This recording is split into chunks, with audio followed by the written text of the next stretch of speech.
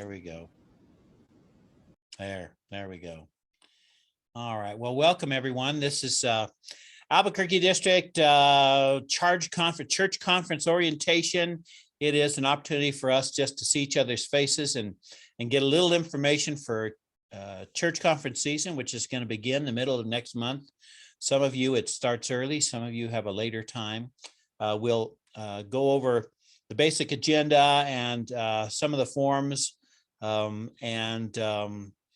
what's expected a little bit. And if you have questions and thoughts, you're going to have a chance to share those too. So let's begin with a word of prayer. Would you bow with me? Lord, we begin this evening with this amazing sense of dependence upon you. This need for you in a world that seems crazier every day, in a world that seems less sure of itself every day, a world that needs more grace every day. We pride ourselves on our strength and our faith and our hope. And sometimes, Lord, those run low, and it's at those moments when we need you most. And it is at those moments when we are at our best, when we need you most, when we are empty, when we are broken, and you come in. That is when we are at our best. So, Lord, you know where we are broken, where we are in need, where we are hurting, where we are bruised, where we are joyful, where we are graceful.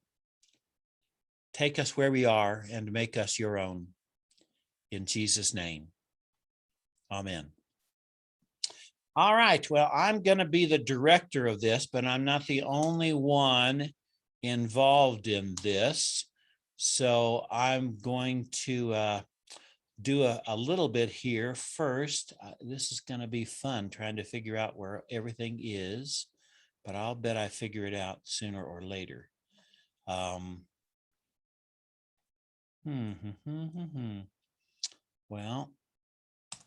let me find this first one first.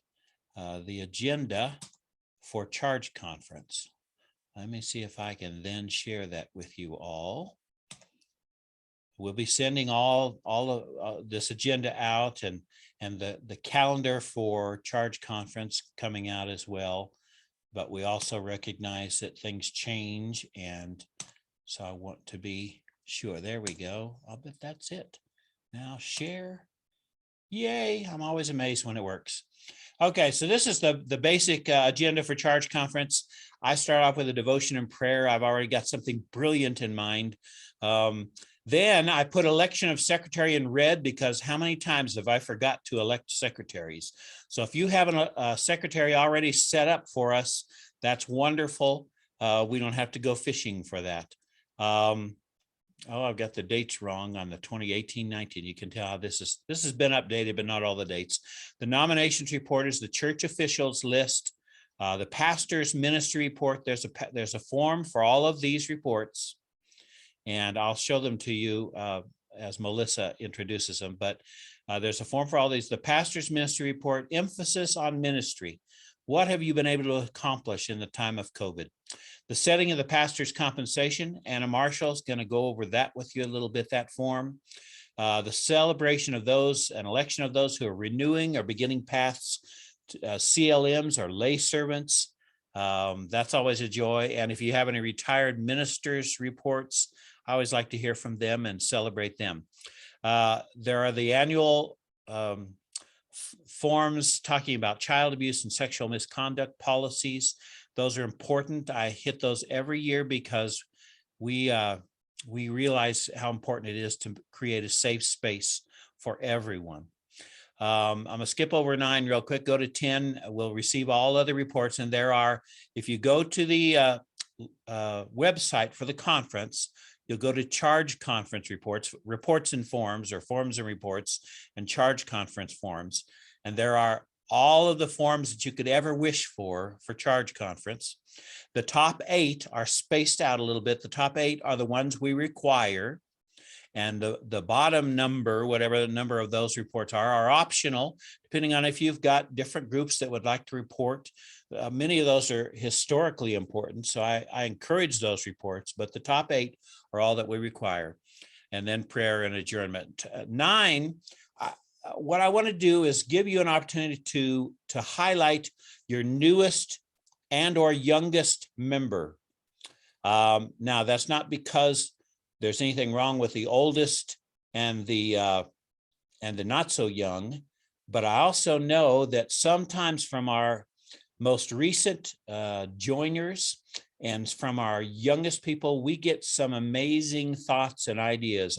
God can work through some of those people before we've had our hands on them very long and have conformed them to our way of thinking. So I want you to invite some of your new members, some of your youngest members to church conference, because we want to hear from them.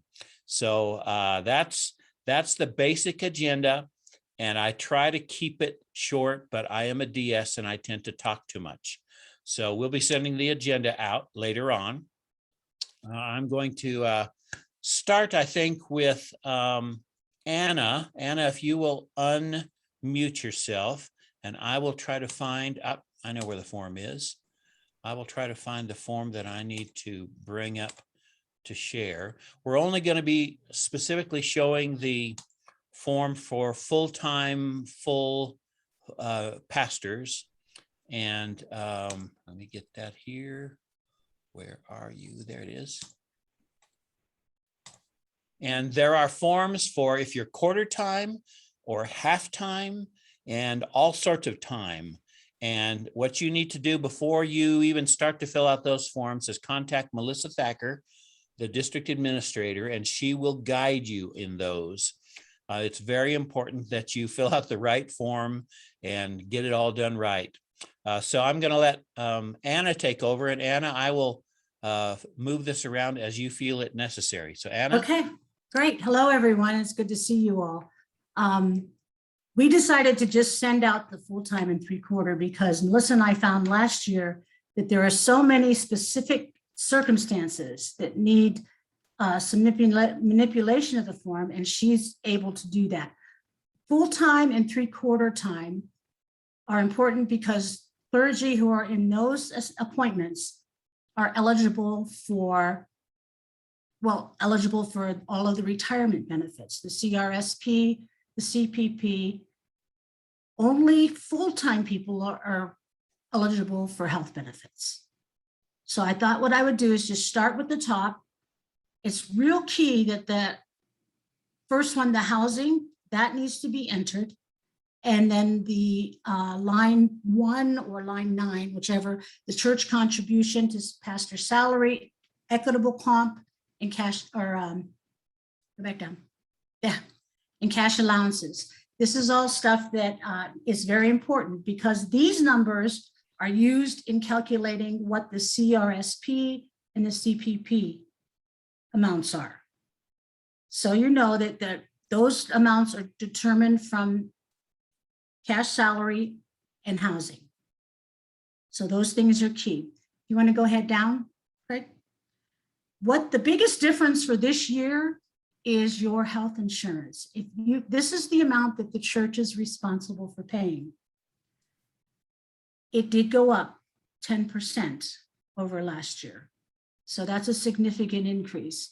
I did send stuff out so that everyone would know that. Pastor only is $9,540 a year or $795 a month.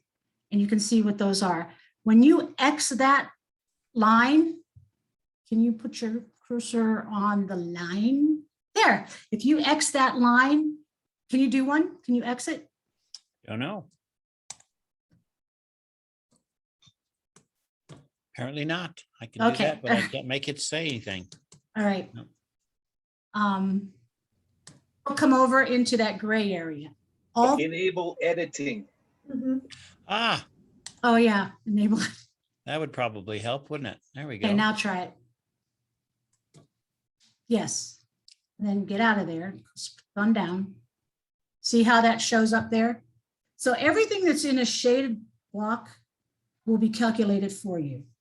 You don't have to worry about those. See, the CPP will be calculated based on whether there's a parsonage or no parsonage. CRSP will be calculated. And the UMLO, no, the UMLO is from another page. So these are the benefits, health benefits, and all based on salary and housing. You go down to line 10, you have your UMLO life options. That is the required life insurance that we have on clergy. And that's determined further down. So go on down, go on down, go on down. Right here. And it's based on age.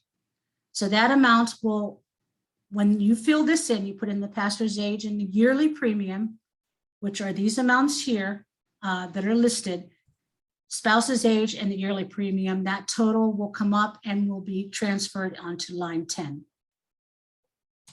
We try to make this easy. I know everyone says it's confusing, but not 104.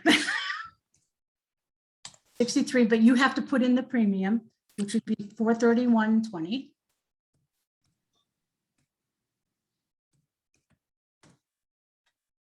And if you go back up, you'll see $431.20. No, keep going. We'll talk about that in a minute. Up higher, no, the other way.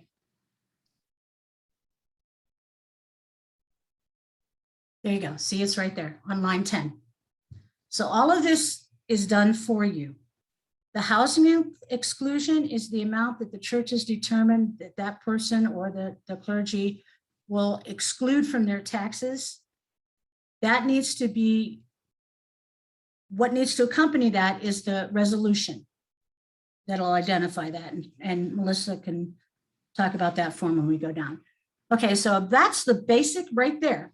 Now, if you keep on going down the worksheets, your cash allowances, this is provided upfront to the pastor. It's considered in the cash salary. It's not vouchered. And this is taxable income. If you have receipts for this, you can put them onto your taxes. So that's the first one. And that one too, when you do it here, it'll transfer over to the front page. The next one is the accountable reimbursements. I'm pointing at this like I can help do this. This is items that are vouchered. These are, you need to give receipts to your church and then they will give you a reimbursement. And this is the amount. These two items are here so that the church has some idea what their obligation will be throughout the year. This needs to be signed by the people that are listed here. And then we go down to the next page. If it's just a single church, if it's just a single charge, you don't need to worry about this. If it is a two charge appointment, you need to do this for each church. And we need to fill out these lines so that we know who is paying for what. Because there are a lot of times that discussion takes some time. For instance, for conference health insurance, if there's two churches that a person is serving, that $9,754, how is that going to be divided? A lot of times how it is divided is the percentage of amount of time that pastor is assigned to each charge. However, that's not always the case. So that's something that needs to be discussed and agreed upon, and Melissa will help you with that. Or I can help you with that. Continue on down. This sheet right here, the payroll deduction worksheet. This is more for your bookkeeper. This is something, if there's a parsonage provided, you put yes, and then or a housing allowance, total cash salary, which will be entered automatically. What the pastor's contribution to their health insurance premium is. The amounts that are on that first page is the default plan. If a pastor chooses another plan, there is an additional cost, and that is a cost that the pastor will pay. If they have a flexible spending account, Greg, can you go down? Go back up a little bit. Yeah, right there. No, too far. Right there. If there is and we have the dental plan and upgraded vision plan because those things are paid by the clergy. Flexible spending account or health insurance account, that's another deduction, payroll deduction. If there's a dependent care account, that's a payroll deduction. So this is more for bookkeepers. The one thing that we had trouble with last year, not trouble, just issues that we needed to deal with, is the UMPIP contribution. You know that the New Mexico Annual Conference has a 4% automatic contribution to the UMPIP, which is your contribution to your retirement. This is not mandatory, but it's automatic. So if I don't receive notification that a clergy wants to only do 3%, it will come up as 4%. This does not give me that information. I need to have either a separate email, and there is a form too that can be filled out to make that change. So if it's put here, I'm not gonna pick up on that, because I really don't look at this page, because this is more for bookkeepers. So I need that for the clergy, if they're going to change other than the 4%, they need to let me know. Because if you go on down, Craig, it'll tell you, too far. It'll tell you here what the annual amount will be that the pastor, the clergy will pay. And then that becomes a monthly cost on your statement. And it's calculated out through these formulas here. If there's a parsonage or no parsonage, if there's a different amount, the identified percentage, you can see under the 4% contribution. If it's 3, we put 3 there, and that'll calculate out. So all of that will be calculated for you. If there is a 403B other than UMPIP, this is something too that you want to put on here so that your bookkeeper will know to make that payroll deduction. So this is basically for a bookkeeper or whoever's writing the check, your salary check. When all of this information is put into Mission Connect, and that's how we generate the monthly statements. So that's it in a nutshell.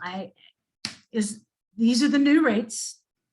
As you can see, these are the different type of tiers of service, and the dental rates did not change, vision rates did not change. But the health insurance, the health benefit, flex benefit did go up 10%. Questions? Good. No questions? Sometimes it's hard to even understand enough to ask questions. Oh, so that, okay, do I have to go back and do it? No. I can go back and do it again. One of the more important things to be aware of is that you want to do this form early, at least 2 weeks before your church conference, and send it to Melissa and or Anna and let them look it over, so that when we actually get to charge conference, we know that everything's been filled out correctly, because it can be complicated. We have a lot of bookkeepers who are volunteers who do not have a lot of the bookkeeping training. And so it's very important that we get those right and not have to do something to correct them. So just be aware, if that was confusing to you, find somebody in the church for whom it is not. Otherwise, call Anna or Melissa, and they will help you all, and they want to help you. So don't be afraid to call them. They're glad to help out. It's much easier to fix things at the front end than it is later on. So I hope that you'll avail yourselves of And it. if your bookkeeper or whoever, your finance, whoever has any questions, please tell them to call me. We'll walk through it. Been doing that quite a bit lately, so All right. I'll walk through it. Anna, thank you. You're welcome. You can go have your supper if you want. No, I'm gonna go put on my outside clothes and go pull weeds. Oh, Stretch. even more fun. Okay. All right. Take care, everyone. Bye. Let me take you through a couple of quick forms before I turn it over to Melissa. And let's find this again. Okay. This one real quickly, just because it goes with the form that you just looked at. This is the housing allowance resolution or housing exclusion resolution that comes in with the compensation form. If you don't have a parsonage, you fill out the housing allowance. If you have a parsonage and you set aside some of the salary for household expenses, it's the housing exclusion resolution. And then if you have an accountable reimbursement plan, anything that you turn in receipts for, you have to have a policy for that. And so these have to be signed at church conference and taken care of as well. That's not really what I was after. I was after some of the earlier forms, but I'm having trouble finding them when I need to. There's this one, and there's this one, and there's, where's the first one? Okay, be that way. Well, there is a cover sheet that I can't find here. But there's a cover sheet for this, and it is, what is it called, Melissa? It's the minutes. Yeah, okay, yeah, it's the minutes of charge conference, and there's a form for that, and I have that here somewhere, but I have so many forms, I can't find that particular one. And that's important just because it has dates and which church it is, and it helps us keep it straight in the office. So if you don't mind putting that as a cover sheet in front of whatever other forms you have, then on top of that, there are, I think I can find these. Come on, baby, respond. Here is the attendance form. Not hard at all. It's simple, and it doesn't really have to be on this form. We can take attendance any way you want, but there is a form for everything because we are United Methodists. So there was one more local. I guess I can let you just take over, Melissa. Do you want to do local leaders form? Sure. I think I can find that. While you're finding that, I just wanted to mention regarding the minutes page and it being the cover page. I know you said that part, but I just wanted to mention that for everybody not to forget to send your actual minutes that was taken during the charge conference. Sometimes we're asked for, do you have a copy of the minutes? And the only thing we've really received was the minutes cover page and not your actual written out minutes. So be sure that you send that, even if it doesn't go with the church conference packet, send it to me later. You can email it to me or fax it or snail mail, whichever you like. Okay. Okay. So the local church officials list is very important. I don't get enough of them, but I'd like to change that. I use this to update everything in our computer system in the program that we use at the conference, and it gives me, the names, contacts, phone number, email addresses of everybody that is working with you in your church. If you can scroll down a little bit. I think I lost that. Hang on just a second. There we go. All right. And you can just kind of scroll through very slowly and we can look at it together. But we send out just emails all the time. And that's our first contact with everybody. And if we don't have the most recent person in that position, then we're sending it to the wrong or somebody that doesn't want to be contacted anymore. So this form is very important for us to get so we can get the information to you as fast as we can and to the right person. And no, you do not have to have a name for every one of these slots. No, But those you do have positions for, please keep those, give those to us so we can keep that up. We just had an email this week about someone who was kind of upset that we were still contacting them and they had left the state. So we try to keep things up to date. And if you haven't changed the position, if it's still the same person, please still put that it's the same person. If I don't see somebody in the box, I remove who was there before. I'm assuming that you don't have somebody in that position anymore if you're not putting them on the paper. So if it's the same person, please still put them in the space that they belong. All right. What do you want next? Doesn't matter. Okay. Any of the first 8. And like Craig said, we changed the webpage a little bit on our forms for the conference. So that way it would be a little bit easier for you to find the 8 that we're absolutely asking for at your church conference. There's lots of forms on that page, but the first 8 are the ones that we would like you to submit with your packet. There are going to be some other forms there on the page that you're used to doing, maybe the ad council report, the finance committee. Please still do those reports, but keep them on file in your church. If we ask for them, we know that they're there. If you want to submit them with your packet, that's also great. That's totally fine. I scanned everything that I'm given into your church file, and I'll have it if you need it, as long as I get it. The next thing we have up is the child abuse form. We have one for sexual misconduct as well, which Craig will put up in a minute. But these are very important and should be, if you can scroll down just a little bit. I might be able to, if I can find it. Okay. There we go. No, that's not it. Let me go back down. Find it again. All right. So this form here should be signed every year with your church conference packet.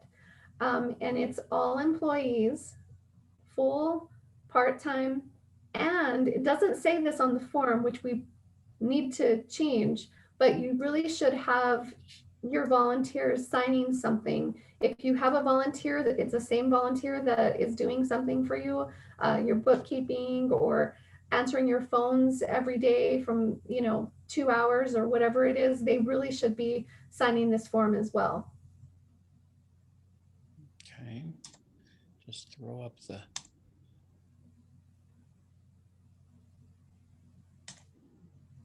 Yeah, there we go. There's the one on sexual misconduct. Right, and it looks exactly the same.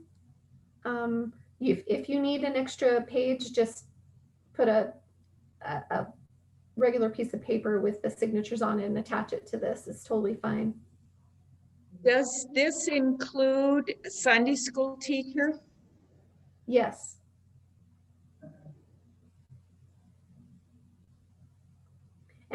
And they really should, everybody should be signing something if they're going to be there at the church, and not just this form, but you should have something in place that people that work there or volunteer there are signing and you're keeping on file. We don't have anything that we have a specific form for that. Each church usually just makes their own and keeps it in their files. We have samples that I've received from other churches. If you need anything, just let me know. The lay servant annual reports. I need this for every lay servant that you have. Melissa, it's Raquel. Hi, Raquel. I'm sorry. The Safe Sanctuary. Yes. It said in the conference journal that we could do the Safe Sanctuary training online. Right. And I actually left a message for Rachel today at your church. I got her. Yeah, but that was about who's a trained. We have a trained Safe Sanctuary coordinator here. Right, but the online. Kim Peterson. Okay. Yes. So the online is what we're still trying to figure out. The Protect My Ministry has changed their information on what they're letting us use or what they're giving us certificates for, I guess we can say. They're only doing this on child safety.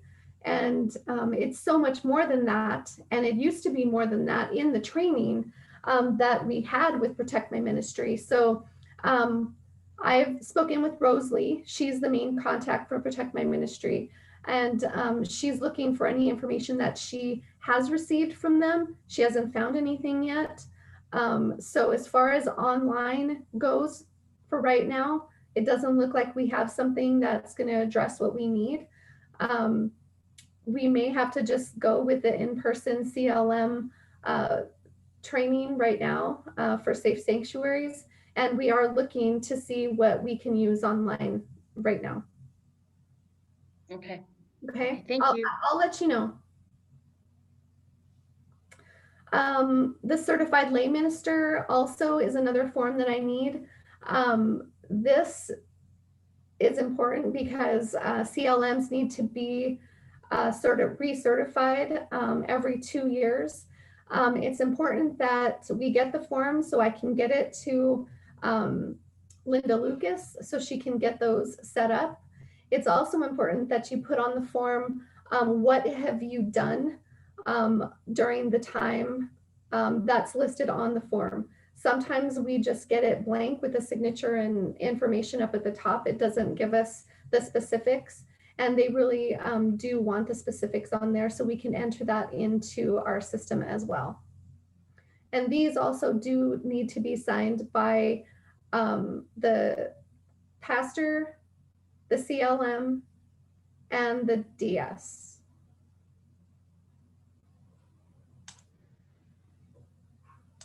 And also, Melissa, Yes.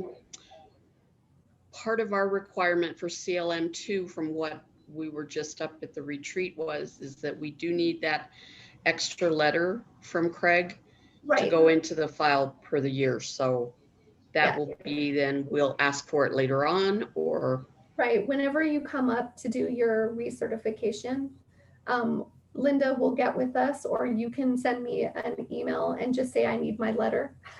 okay, thank you. And then we will get that to you. Yeah, good luck with that. There's the lay servant annual report. Very Okay. similar. Right. It's same thing, almost exactly the same thing. Same signature, same information, and this will have to come with your packet as well. There we go. Okay, I think that is pretty much all the reports. It's more reports than I could handle on it. And of course, they are all available. I think I've got that where you can see. And feel free to do them. And if you want to put them with your church conference packet, like I said, please do. I scan them all in, and I'm used to doing that. It's only been the last few years that we've been asking only, for 8 of the forms for sure. But these other reports, I know that you do them already. Trustees, finance, fund balance is not due at church conference, but it's due in a few months. So we can also send you out a calendar of when your forms are due throughout the year, as far as SPRC and your fund balance report goes. So I can do that as well. Just the conference website over on this side, charge conference forms, Mhm. and that's what these are. So there's the top 8 necessary, and here are the others that are important for your records and If otherwise. they apply to you, for example, the McMurray form, that'll come to me as well because I have to get that to them. So if any of these things, you require the form, please submit that as well. Okay, really, you can, when I come to a church conference, all the forms you have ready to go, I will take with me, and they will get filed. So feel free to fill out all of those that you would like to, especially those that are significant for the life of the church. Now, those are forms. We are still on time of COVID, so I need to say that if you wish to have your church conference by Zoom, we can do that. I have one church that is still not meeting in person, and they've already asked for a Zoom church conference. So, and there can be lots of reasons for that, not just COVID, But if Zoom is easier for your members, easier for you, I'm glad to do that. I actually love meeting in person, and I have so been lost without those opportunities this last year. So I will look forward to coming to your church. But I also recognize that it can be difficult for church members, and you may be in a church where they really don't want to gather any more than they need to. So just all you have to do is contact me and let me know. We'll get that set up. All right, that's forms. That's the basic stuff. Now, if you have any questions that we can answer, we'd like to be able to do some of that. Craig, I've got a question. Sure, Mike. When does the audit report need to come in? We just got our audit back from the auditor, so for Okay. last year. You can send that at any time that you have it done. We like to have them, the previous years sometime during the next year. I mean, don't want to get too far behind, but audits are important, and these are not bookkeeper level audits. They're simply someone other than the usual people who looks at your numbers, taking a look at your numbers. Some churches do full audits every once in a while, especially large churches. That's a good thing. We've found things that processes and procedures that weren't kosher. I mean, nothing necessarily wrong, but just not done properly. And the audits are done to protect your treasurers and your bookkeepers and your leaders. And occasionally we have some bad actors. We had a bookkeeper who was keeping several churches' books, and that got out of hand. So anyway, that's an important thing. But really, Mike, there's no deadline to that. We just like to see those on a regular basis, whatever regular means to your congregation. Good question. The calendar will tell you it's due February 1st. There you go. But Craig is right. As long as we get it sometime in the year, we're good. Thanks, Melissa, for reminding me. What other questions do you have? I have a question. Yes, here comes the bookkeeper. Is it a bookkeeping question, Jennifer? It's not a bookkeeping Oh, question. okay. I try really hard not to do that anymore. I have a question on the nomination form. Yes. Where is it? Oh, well, there's a church, a local church leaders form. Oh, okay. And you can use that, or you can have your own form. We used to do, when I was in church, we had our own leadership form, and you can just include that in the charge conference. But it's the local church leaders form that we really utilize at the district level, and that's important. But however you put your nominations forth so that we can elect those leaders is however you want to do that. It's surprisingly, we don't have a form for nominations, but that's the local church leaders, but that includes volunteers as well as elected leadership. So however you want to do that, Jennifer, is fine. Okay. And we'll get Melissa working on a form for that because she loves doing that stuff. Bless her heart. Thank you. Another good question.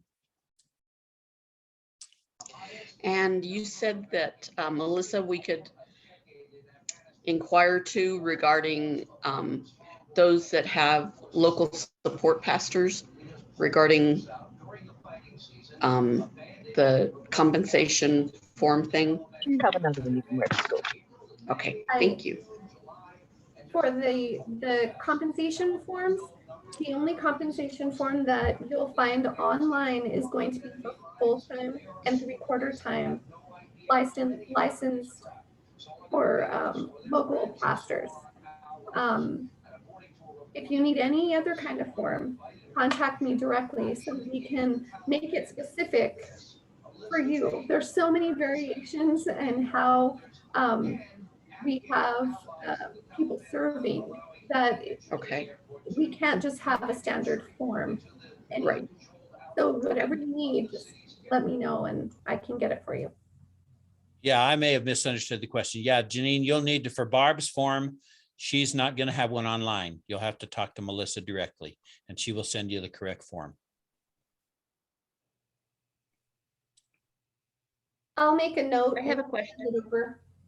You don't have to raise your hand, Raquel. Just go ahead and say. Go ahead.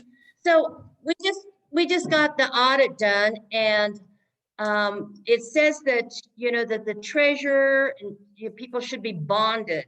Are we not bonded under our insurance policy? That's a good question, and not one that I have an answer to off the top of my head. I don't know. We'll find out an answer. You want to write that down, Melissa? We'll need to check with, I don't suppose Josh Curry's in here anywhere, is he?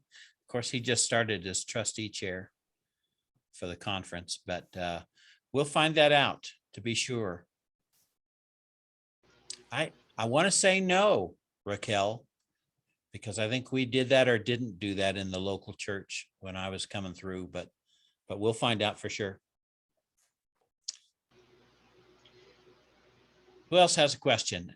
Just speak up. I can't see all of you at one time in case there's somebody.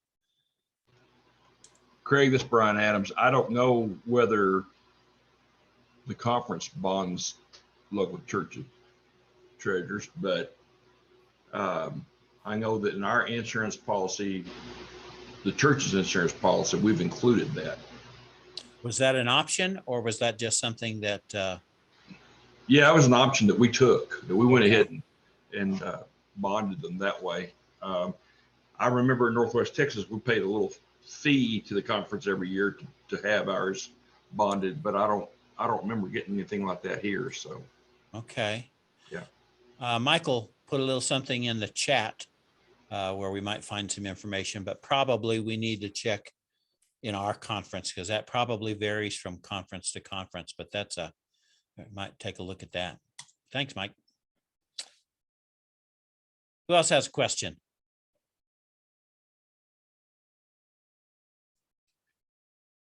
Hey. You're all brilliantly informed through this 45-minute, absolutely exhaustive orientation. Did you want to say anything about the report of the Administrative Board Council? The categories there? What would you like me to say? What would you like to see us say? Oh, you know, Or report on? What we used to get was we got, I don't want to say redundant, but we got the same forms over and over again about ministries and statistics and things along those lines. And in the past, we got, something from the lay leader, we got something from the administrative council, we got something from the pastor. And so what we've pared it down to is a pastor's report that's supposed to be inclusive of ministry as well as some numbers. But we really don't, a lot of the administrative council report, as I recall, was about numbers. And we look for that at the year-end report, the statistical reports that you do and others. Now, since Will is asking the question, one of the reasons we fill out a lot of these forms, and you may want to, is for historical purposes. There are things that get included on these forms, believe it or not, that people will be looking at 100 years from now. They'll be asking themselves, why did they fill out these forms? And we won't be able to answer because we'll all be gone. But for some historian, they're going to find something in some of those forms that is going to be enlightening. And so while those forms are, I want to say voluntary, I still want to mention that they are important forms. So what we're trying to get, Will, so that we don't have just this mountain of paperwork that we've asked churches to do all through your career and my career, is to pare it down to things that will get across basic ministry report, as well as a basic understanding of what's going on in the church. And then, some of the year-end required forms to fill in the gaps for that. Some of you may know, and Will could talk to about this, but I'm not going to let Will talk about this. Please don't. That we used to have quarterly charge conferences, Oh, and we used to have to do this stuff every 3 months. Now, I was never in my life But that's how United Methodism kind of got going, was through all those meetings. And it was probably fun to be together, but oh my goodness, the forms. So it's really an optional form for you, but there's some valuable information that you may want to keep in your records and that we can keep in ours as well. Thanks, Will. Anybody else have any questions? All right. Well, I sure appreciate you all taking time to be a part of this. We recorded this in case there's something that you want to check, and we'll figure out how to make that available. We had a couple of people who said they couldn't make it tonight, and so we'll make that available for anyone who wants to see it. I have one more question. Sure. Sorry. That's okay. I have the date for our church conference. Do we set the time? Do you set the time? I need a Well, little guidance here. Yeah, on that form, I say 6 o'clock. But unless it's on a Sunday, and then I do 2 on Sundays generally. So what was your date, Raquel? Is yours on a Sunday? I don't remember. Okay, was it Raquel that I was talking to? Who Tuesday. is it? Yes, It's it Tuesday. was. Ours is Tuesday. Okay, Ours so is this Tuesday. 6 So would it be o'clock is Tuesday just at- 6 o'clock is just the time I set. If there's a more convenient time, I'm willing to move that time around to whatever works for you all. I just set, when I have one per evening, I set it at 6 o'clock, but that's just meant to be, it's meant to be movable, assuming I'm not traveling too far between them. So yes, the short answer is yes. If you check with me, we can set a different time. Whatever works best for you all. My faulty memory said it was 6:30 that you mentioned on your form. Well, Am I wrong? It was 6 It, o'clock. it says 6 o'clock. I'm looking at it. Yeah. Thank you. Thank I you. was thinking 6 o'clock, yay. My mind is not entirely gone yet. It's working on it.